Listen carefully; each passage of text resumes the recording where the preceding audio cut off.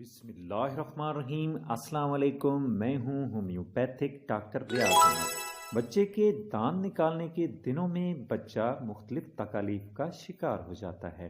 ہاضمہ خراب ہو جاتا ہے، دست لگ جاتے ہیں، بخار ہو جاتا ہے، بچہ چڑچڑا اور ضدی اور اپنی طرف دیکھنا اور چھونا بھی پسند نہیں کرتا۔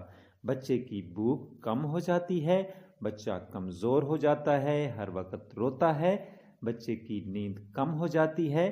یہ حالت بچے کے والدین کو انتہائی پریشان کر دیتی ہے۔ اس پریشانی سے بچنے کے لیے بچے کو دانت نکالنے کے دنوں میں بایو کمبینیشن نمبر 21 کا استعمال کروائیں۔ اس کی دو گولیاں دن میں 4 دفعہ استعمال کروائیں۔ اس سے بچے کی دانت اور ہڈیاں مضبوط ہوں گی اور وہ دانت نکالنے کے دنوں کی تمام تکالیف سے محفوظ رہے گا۔ جزاک اللہ۔